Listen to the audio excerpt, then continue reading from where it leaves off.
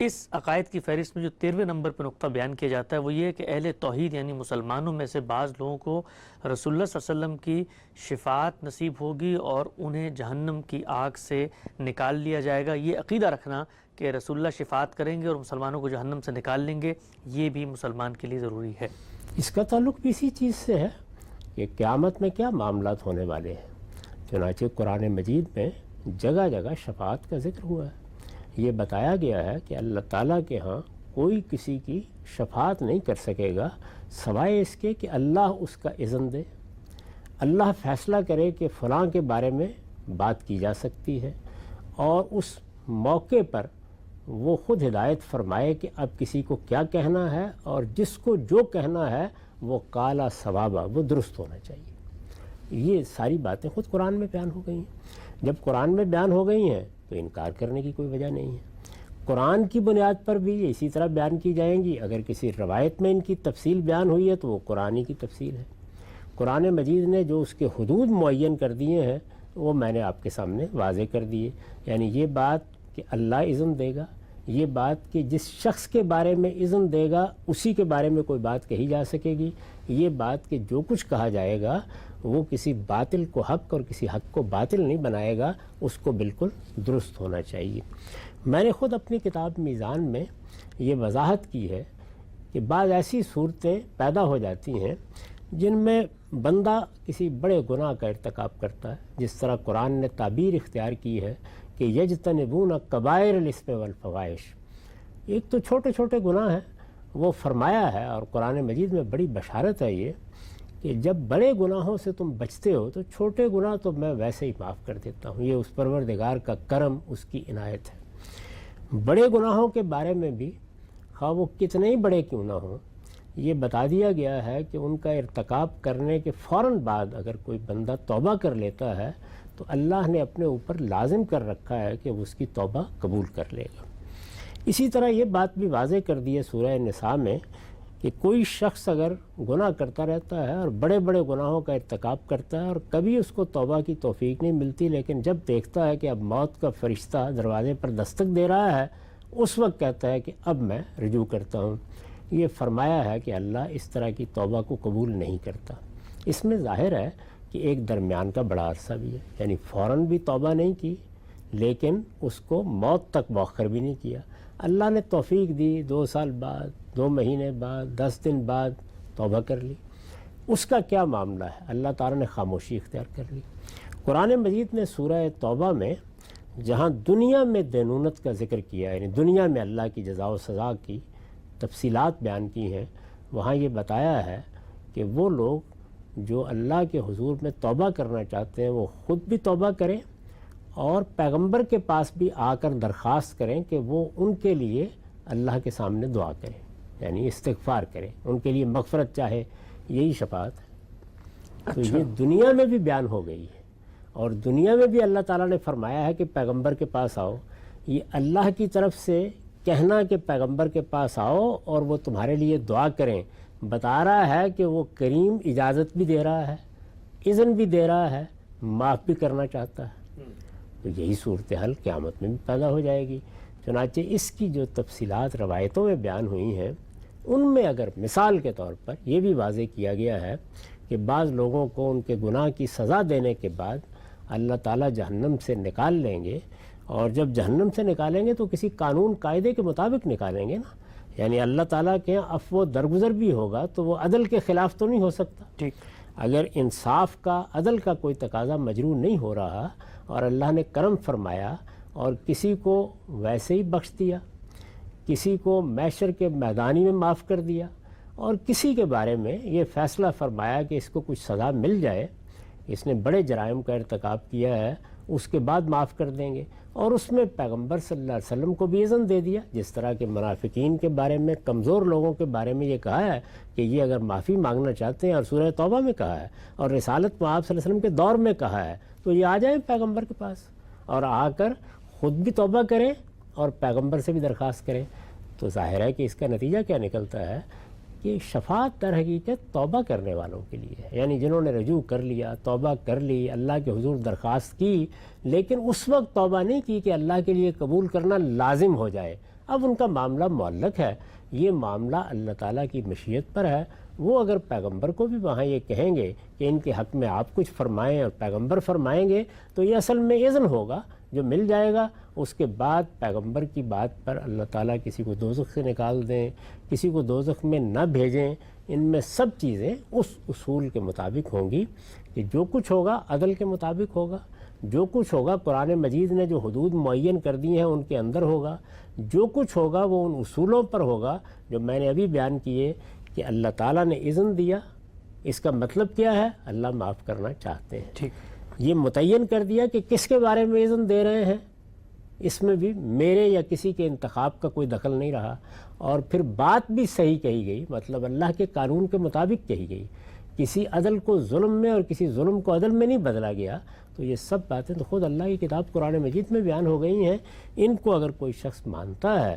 تو اس میں کوئی شبہ ہی نہیں کہ صحیح بات کو قبول کرتا ہے اور مانتا ہے۔ میں بھی اس کو بالکل اسی طریقے سے دیکھتا ہوں، لیکن پھر عرض کر دوں کہ اس کے لیے عقائد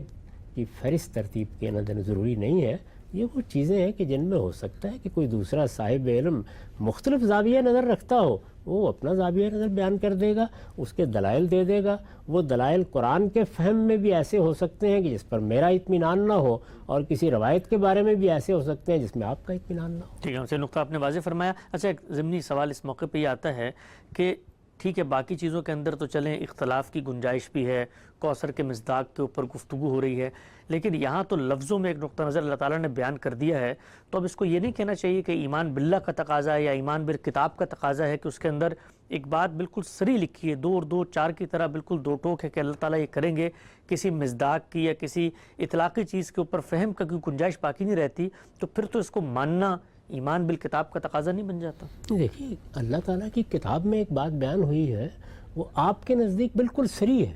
کوئی دوسرا آدمی اس کی تعبیل کر سکتا ہے نا، وہ تعبیل غلط ہوگی، لیکن تعویلات ہوئی ہیں اور بڑی بڑی تعویلات ہوئی ہیں۔ یعنی اگر آپ اس مسلمان امت کی تاریخ کو اٹھا کے دیکھیں تو وہ چیزیں جو بالکل بدیہی نظر آتی ہیں ان کو بڑے بڑے مفکرین نے قبول کرنے سے انکار کر دیے، وہ ان کی اپنی ایک وضاحت کرتے ہیں۔ اب مثال کے طور پر قرآن مجید کو جو آدمی بھی کھلی آنکھوں کے ساتھ پڑھے گا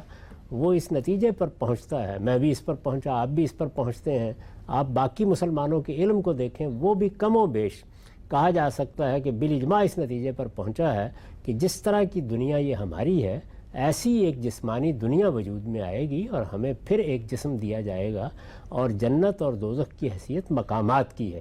لیکن ہمارے اپنے زمانے کے بعض جلیل القدر مفکرین ان کو احوال سے تعبیر کرتے ہیں، بعض صوفیہ نے ایسا کیا ہے۔ کہنے کا مطلب یہ ہے کہ یہ وہ سب چیزیں ہیں جن میں انسانی فہم کو دخل ہو جاتا ہے، اور اس میں آپ ایک مختلف رائے اختیار کر سکتے ہیں۔ لہٰذا ان میں سے کوئی چیز بھی ایسی نہیں کہ جس میں کسی پر حجت تمام کر دی جائے، یہی کہا جائے گا کہ ہمارے خیال میں یہ رائے غلط ہے اور ہم اس معاملے میں اس چیز کو درست سمجھتے ہیں۔ کہنے کا مطلب یہ نہیں ہے کہ اس میں کوئی ادنا تردد ہوتا ہے، ٹھیک، مجھے بھی کوئی تردد نہیں ہے اس میں، قرآن مجید نے بہت وضاحت سے بیان کی ہے۔ لیکن میں آپ کو بتا سکتا ہوں کہ پوری کتابیں لوگوں نے ڈگلا لی ہیں کہ جب قرآن یہ کہتا ہے کہ اللہ کے حضور میں کون سفارش کی جسارت کر سکتا ہے، تو اب آگے مزید جو توضیحات ہیں ان کو وہ اس طرح نہیں لیتے بلکہ اس کی ایک دوسری توجیہ کر دیتے ہیں۔ اچھا، اور یہ کہتے ہیں کہ نہیں، اس کا کوئی سوال ہی نہیں ہے کہ کوئی سفارش ہوگی یا شفاعت ہوگی۔ میں نے یہ عرض کر دیا کہ خود قرآن مجید نے سورہ توبہ میں بڑی وضاحت کے ساتھ یہ بتا دیا ہے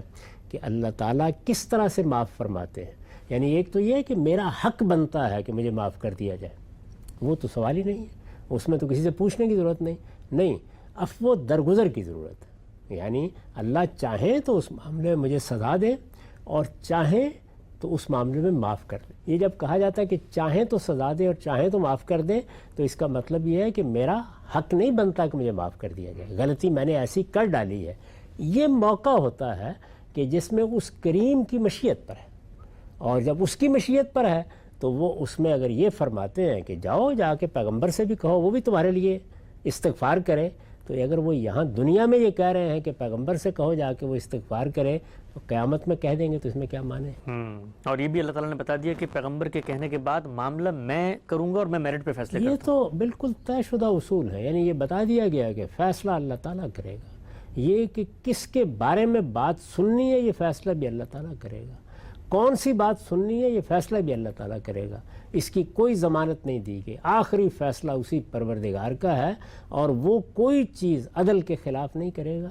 وہ کسی کے معاملے میں کوئی جانبداری نہیں کرے گا، وہ کسی پر ظلم نہیں کرے گا۔ یہ سب باتیں قرآن مجید میں بتا دی گئی ہیں، اور یہ کہہ دیا گیا ہے کہ وَمَا أَنَا بِظَلَّامٍ لِّلْعَبِيدِ، میں بندوں پر ذرہ برابر بھی ظلم کرنے والا نہیں ہوں، اس لیے کوئی خلاف عدل، کوئی خلاف اصول بات نہیں ہوگی، لیکن اصول کے اور عدل کے دائرے میں عفو و درگزر کے کیا کیا مواقع ہوتے ہیں ان کی حقیقت یہ ہے کہ کوئی حد نہیں ہے، اسی ذیل میں یہ بات بیان کی جاتی ہے۔ لیکن اس سے کوئی شخص اختلاف کرتا ہے وہ کوئی دین کے دائرے سے نہیں نکل جاتا، وہ ایک علمی اختلاف کرے گا اور کسی چیز کے بارے میں ایک دوسرا زاویہ نظر رکھے گا۔ بار بار جس چیز کی طرف توجہ دلانے کی ضرورت ہے وہ یہ ہے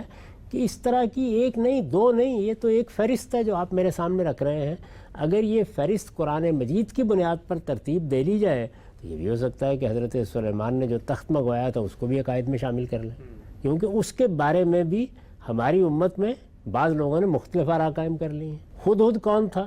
یعنی کوئی آدمی تھا، ذوالقرنین کوئی پرندہ تھا؟ ذوالقرنین کون تھا؟ ظاہر ہے ان سب چیزوں میں علمی اختلافات ہو جاتے ہیں۔ تو میں جو توجہ دلا رہا ہوں وہ یہ ہے کہ خاص دور میں بعض امتیازات کو آپ نے عقیدے کا نام دے کر اہل سنت کا امتیاز بنا دیا، یہ کوئی صحیح رویہ نہیں ہے۔ صحیح طریقہ یہ ہے کہ اللہ تعالیٰ نے جو ہمارے ایمانیات بیان کیے ہیں وہ مراکش سے انڈونیشیا تک ہر دور میں یکساں ہیں، وہ 5 ہی چیزیں ہیں: اللہ پر ایمان، اللہ کے فرشتوں پر ایمان، اللہ کے پیغمبروں پر ایمان، اللہ کی کتابوں پر ایمان، اور یوم آخر پر ایمان۔ بس یہ ہمارے عقائد ہیں۔ ان عقائد کی تفصیلات بیان ہوئی ہیں، قرآن میں بیان ہوئی ہیں، بعض حدیثوں میں بیان ہوئی ہیں، اسی طرح بعض چیزوں کو علماء لازمی عقلی نتائج کے طور پر بیان کرتے ہیں۔ وہ سب چیزیں جتنی بھی ہیں ان میں سے کسی کو آپ نے مان لیا، کسی کے بارے میں آپ کی رائے مختلف ہو گئی، اس سے آپ کے اسلام پر، اس سے دین پر، اس سے آپ کی آخرت پر کوئی اثر نہیں پڑتا، بشرطے کہ جو رائے بھی آپ قائم کر رہے ہیں علم و عقل کی روشنی میں قائم کر رہے ہیں، صحیح اصول پر قائم کر رہے ہیں۔ اس سب کے باوجود یہ ہو سکتا ہے کہ آپ کی رائے یا میری رائے بالکل غلط ہو، اور اس غلطی پر ہمیں آخر تک کوئی متنبع بھی نہ کر پائے۔ جی ہاں، نقطہ آپ نے واضح فرمایا۔